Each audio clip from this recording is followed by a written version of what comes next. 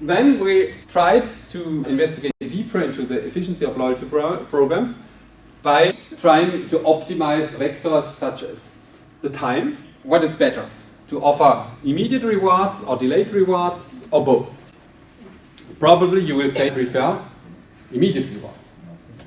The firm prefers delayed rewards. So there has to be found in the middle, because the more you delay the reward, the more you will make the customer loyal. But the more you also will deflate the motivation. As we have seen, if you have to wait 2 years to get a reward, then the motivation will be certainly deflated. And the customer will be dismotivated. In the investigation, we tried to see how to optimize the time factor. The next factor is tangible versus intangible. Is it better to get physical gifts, or is it better to get service or material reward? It depends on the customer, but it probably depends also on the sector. In some sectors, it makes sense to have material rewards. In some sectors, it makes sense to have immaterial rewards. And finally, compatibility. Does it make sense to offer all and everything without any relationship to the brand? For example, for the merchandise catalogs you have in petrol stations, where you can have a coffee machine or a bike or first aid set.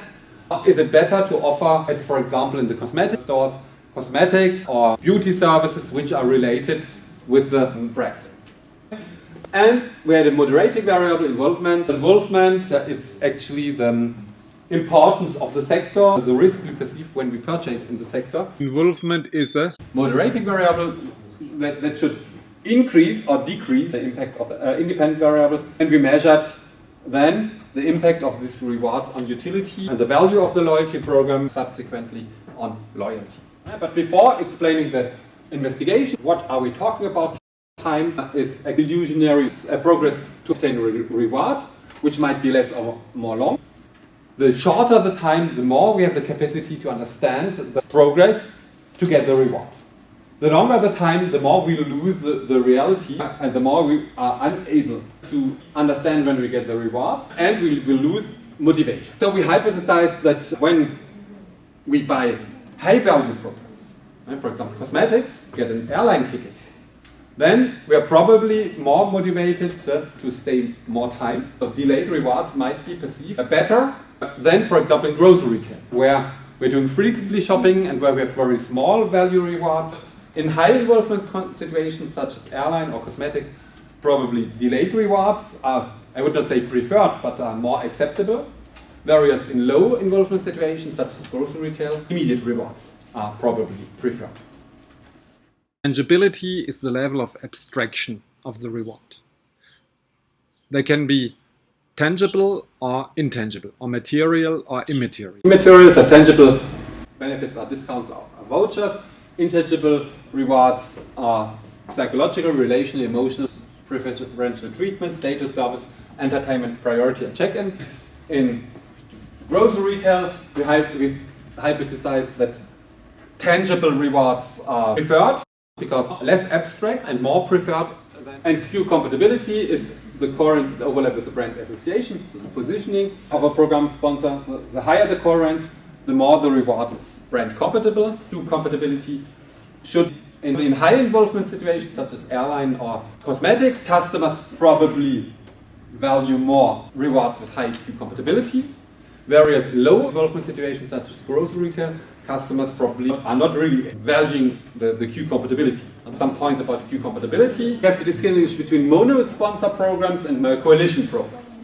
Mono-sponsor programs are highly Q compatible because they only focus on the brand. For example, Carrefour and Leclerc are clearly mono-sponsor programs because you only can gain miles or money or rewards in the focal store. On the other hand, programs such as Smiles, Casino, or in Germany Payback are multi-sponsor programs because you have a multiple number of brands and stores which are behind that. Opportunities for customers to win rewards. Mono-sponsor, you can only win rewards in the focal store. Multi-sponsor or coalition program means that you can win rewards not only in one store but in a large number of stores. Air Miles is a coalition program together with Canadian air retailers, with Baseline Station, with American Express. So it's a multi-sponsor program. American Airlines Advantage is also a multi-sponsor program. They have more than 3,000 sponsors that offer the opportunity to win miles. Multi-sponsor program. They have a common currency. You can win miles at Air Canada, you can use it at Shell, or you can use it at Safeway. You can use it wherever you want. You can win the miles wherever you want, and you can use the miles wherever you want. Within a mono-sponsor program, there's only one brand behind and sponsoring the program. Coalition or multi-sponsor programs are programs that integrate different sponsors, which might be from the same sector, so competitors, but they might also be non-competitors in order to enhance the offer, the value. For example, if you take Advantage, American Airlines, you have clearly all the airlines, which are partners in the airline alliance or Star Alliance. You have the partners Lufthansa, Thai Airways, Singapore Airlines, and other airlines, which are competitors. So you can accumulate miles partner airlines. But they've also partnerships with hotel, banks, in order to offer credit cards, and a lot of stores in which you can convert the miles into merchandise. Both have advantages and disadvantages. For a brand, you share the cost. So proportionally, it's less expensive for a brand. A coalition program might have heterogeneous partners, so in terms of positioning, it might be challenging because you don't really know who are your target groups, what are they searching for. So it might be challenging in terms of targeting and positioning. It's challenging also in terms of cost because you have to see how to share the cost. Do you have to spread the cost according to the turnover of the partner firms? Or how can you dispatch or divide the cost on the different partners? So it might be complicated to calculate how to share the cost. For a brand, it's less expensive because you share the cost. If you have a mono-sponsor program, the disadvantages are that the program management is taken over only by the focal brand, and this might be excessive. For example, Carrefour, 100 million euros, has to be supported only by the brand Carrefour, by the store Carrefour. Mono-sponsor positioning is an advantage because you can give the positioning of your brand to the program, which brings me to the idea of queue compatibility. You can actually position the program in the same manner than you position your brand. Which brings me to another idea of control of the data. Coalition programs, it's difficult who is controlling the data, because if data is collected by Lufthansa, do you think that Singapore Airlines should have access to this data? No, because it's the data of Lufthansa. But it would make sense. Then we could raise up an overall CRM strategy. But actually, companies are still reasoning in kind of silos. They don't want to share the data.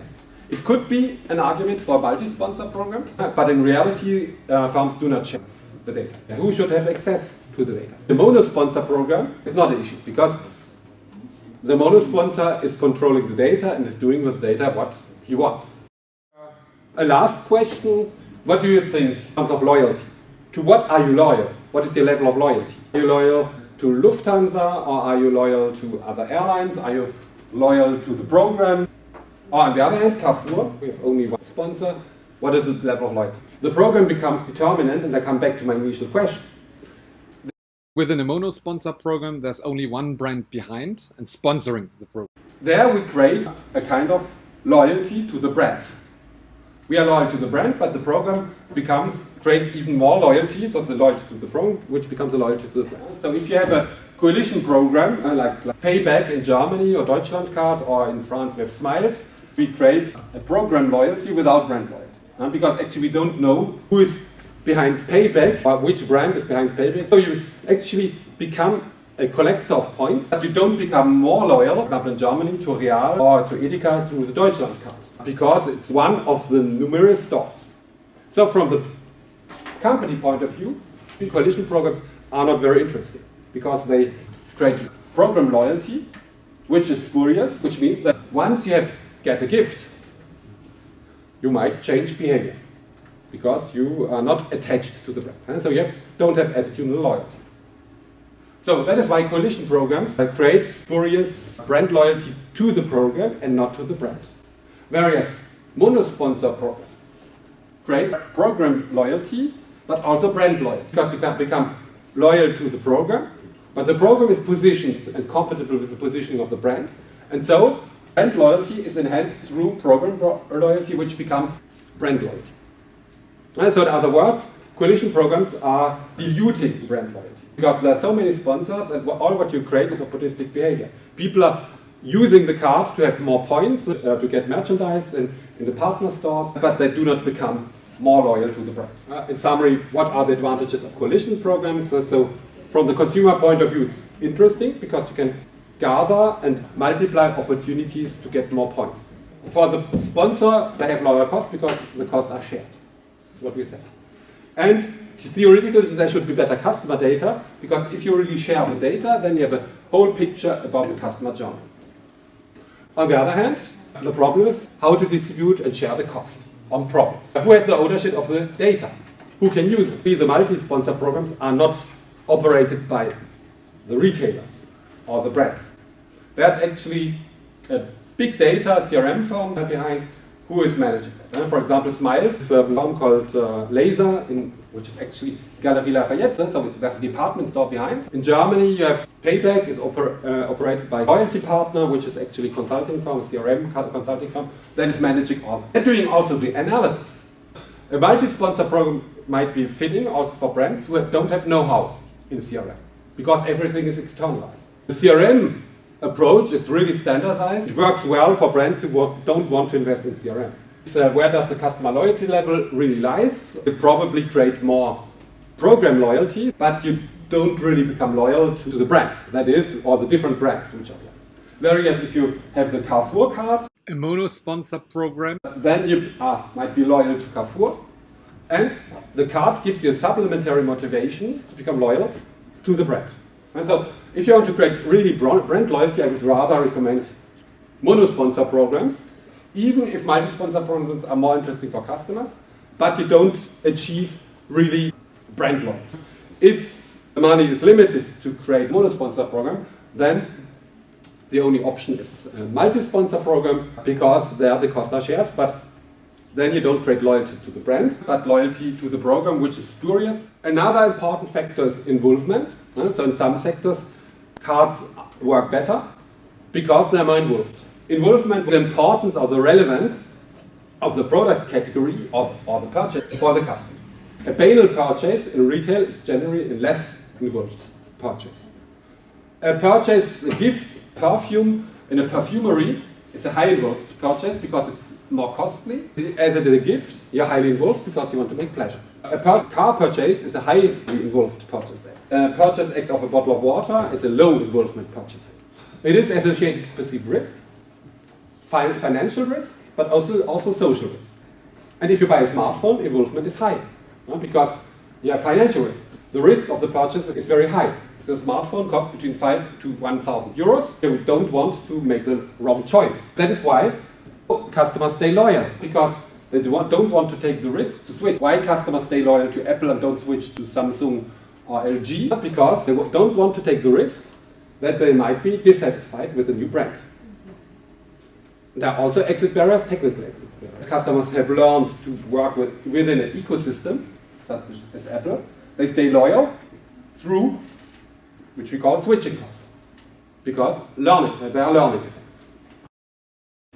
To come back to the loyalty programs, loyalty programs operated in low involvement markets are less efficient than programs in high involvement markets. Once you are in a frequent flyer program, as an explorer member or low tier member, you're less involved because you have less advantages and you spend less money.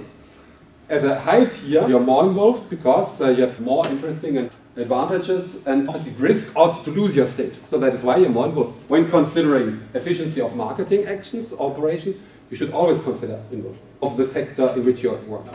In order to check our hypothesis, we did different surveys, and so it's an investigation done in a perfumery with high involvement and grocery retailer. So we have a kind of high variance to see if, according to different involvement situations, the efficiency of loyalty programs or the results of our studies are different.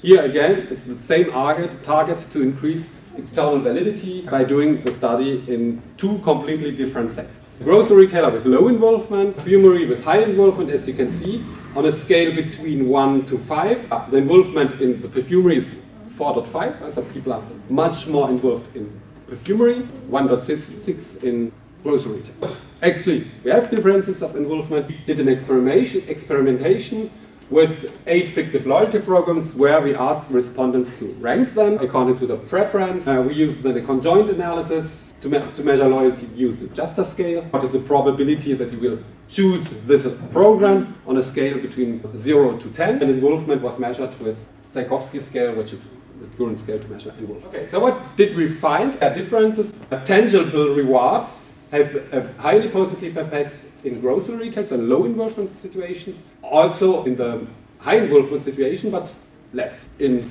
low involvement situation, material rewards are preferred because the main advantage in retail is to decrease the price. Discounts, tangible discounts, are more preferred than in perfume retail.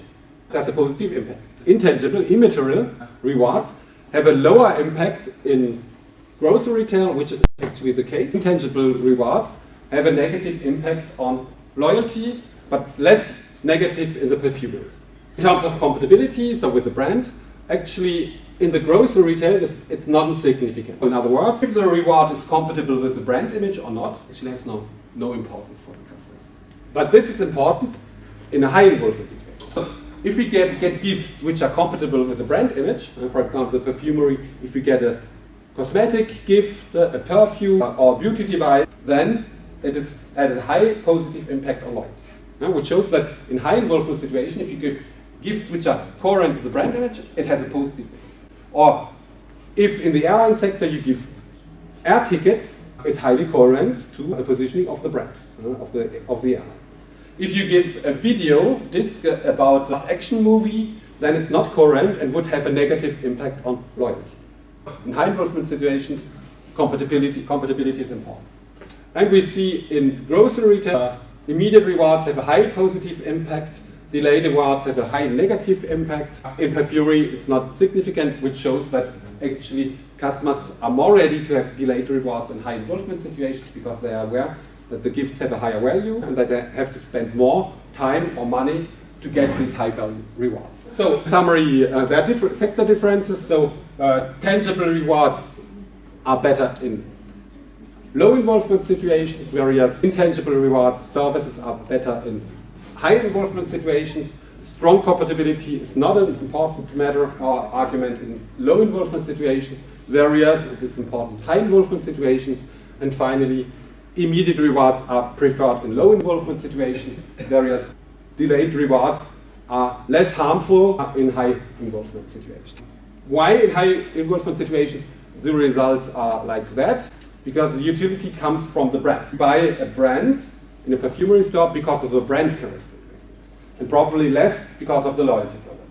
And that is why enhancing the value proposition of the brand through a loyalty program makes sense, because you will have a kind of brand loyalty plus program loyalty brings higher loyalty. Queue-compatible rewards are important because, again, with the positioning, you want to have high goal congruity. And delayed and immediate rewards not really harming of the loyalty.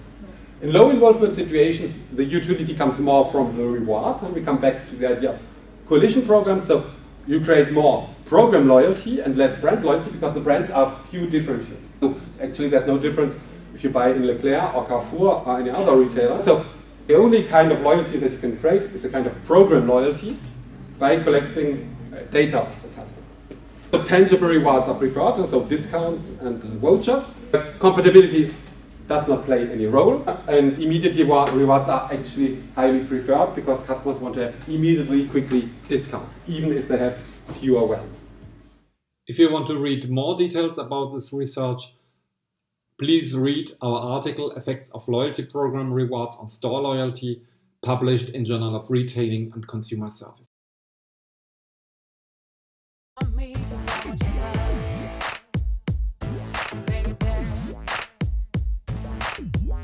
I want the attraction when I'm in the club. I want you to want me, 'cause I want your love, baby. I want the attraction when I'm in the club. I want you to want me, 'cause I want your love, baby. I want the attraction when I'm in the club. I want you to want